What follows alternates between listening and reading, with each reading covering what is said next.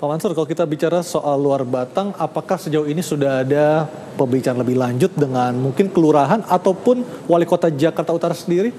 Secara resmi belum ada. Tapi kalau pejabat Pemda DKI, kalau kami istilahkan orang nomor 2, nomor Wagub 4, maksudnya? Iya, nomor 4 dan seterusnya itu udah ada. Apa yang dibicarakan ketika bertemu? Sedihnya nih kami nggak boleh ungkap, Bang. Tapi intinya kalau mereka bilang Kabar baik atau kabar buruk? kabar baik, Luar Kabar Batang baik? aman. Beliau bilang Luar Batang aman. Aman artinya tidak akan digusur. Tidak akan digusur. Alasannya? Mereka akan merubah itu yang tadinya jalan inspeksi yang tadinya masuk tanah kampung nih ibaratnya ini jadi di luar, gitu. Jadi di luar.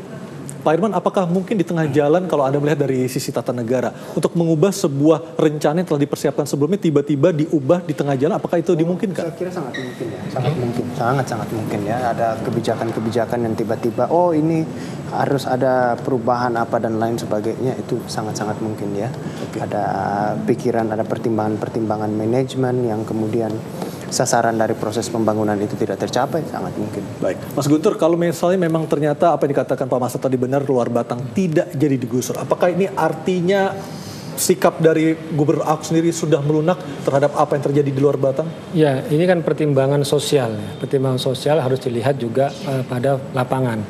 Namun kalau kita bicara Luar Batang itu kan sebenarnya ini bicara soal revitalisasi wisata, kemudian juga soal pembangunan tanggul laut ya. Jadi bukan untuk isu menggusur masjid sama makam, bukan.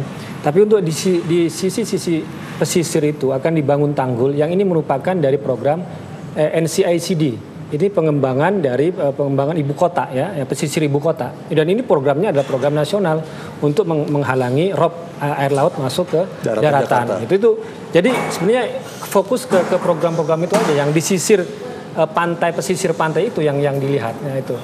Jadi perlu dilihat memang soal lapangannya. Kemudian kalau tadi juga saya mau bicara soal apakah ada barter soal 6 miliar itu tinggal dibuktikan saja ya kan.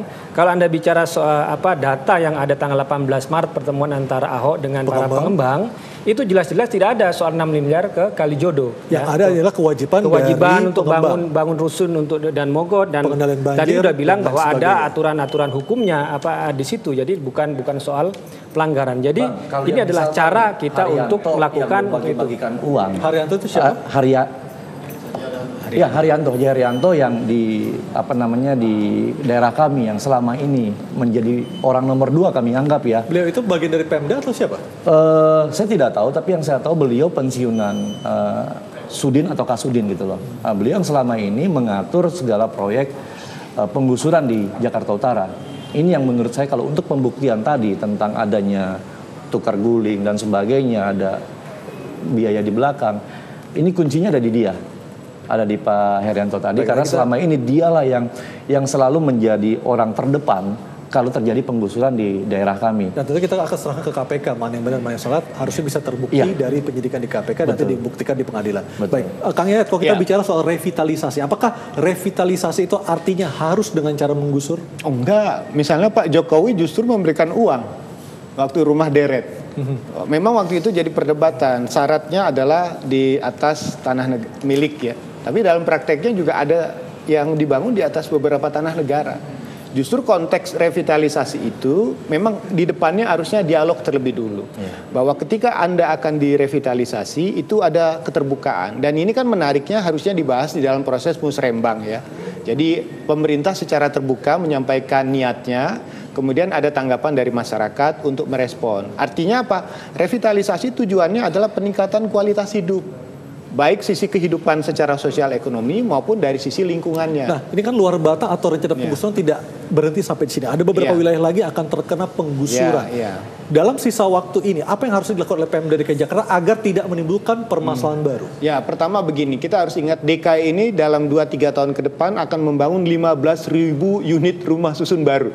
Nah, pertanyaannya, kalau ini memang dikaitkan dengan konteks revitalisasi dan rehabilitasi lingkungan, apalagi RPJMD 2017 ini itu menunjukkan bahwa akan ada upaya penataan kawasan kumuh, RW kumuh. Nah, harusnya dijelaskan kepada warga, kepada masyarakat, RW mana yang kena. Jadi ketika akan dilakukan penataan, persoalan potensi konflik ini bisa kita Dan reduksi. seharusnya rumah susun itu dibangun di lokasi tidak jauh dari lokasi semula. Sebaiknya begitu. Artinya apa?